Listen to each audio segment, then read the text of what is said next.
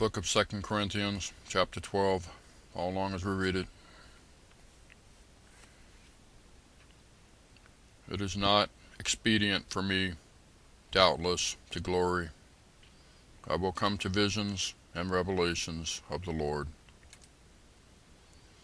I knew a man in Christ above 14 years ago, whether in the body I cannot tell, or whether out of the body I cannot tell. God knoweth. Such a one caught up to the third heaven. And I knew such a man, whether in the body or out of the body, I cannot tell. God knoweth. How that he was caught up into paradise, and heard unspeakable words, which it is not lawful for a man to utter. Of such a one will I glory.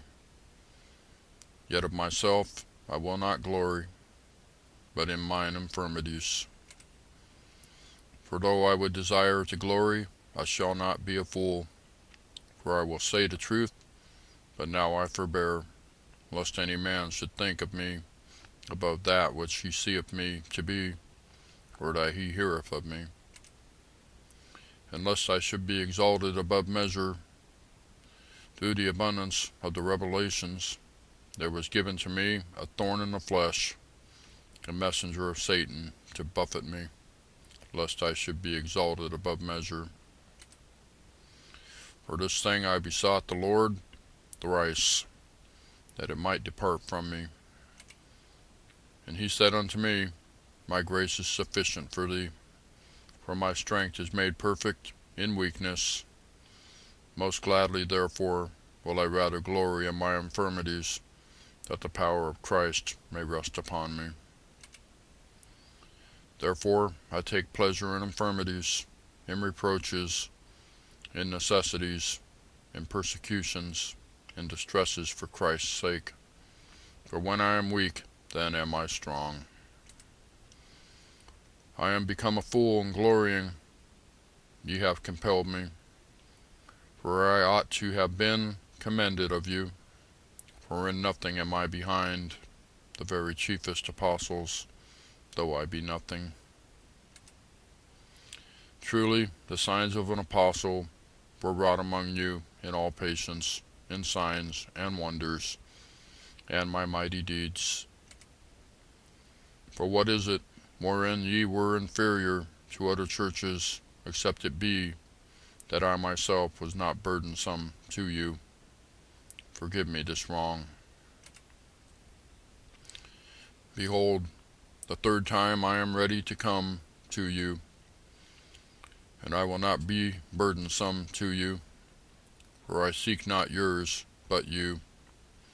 For the children ought not to lay up for the parents, but the parents for the children. And I will very gladly spend and be spent for you,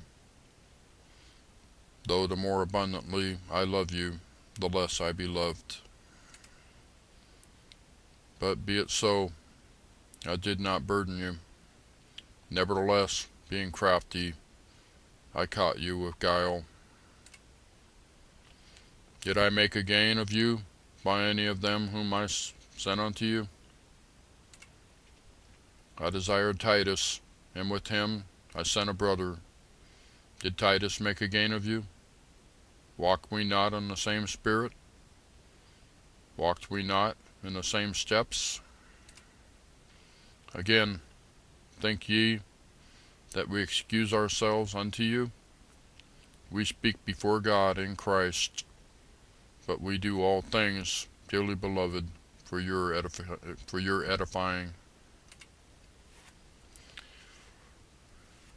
Verse 20. For I fear, lest when I come, I shall not find you such as I would, and that I shall be found unto you such as ye would not.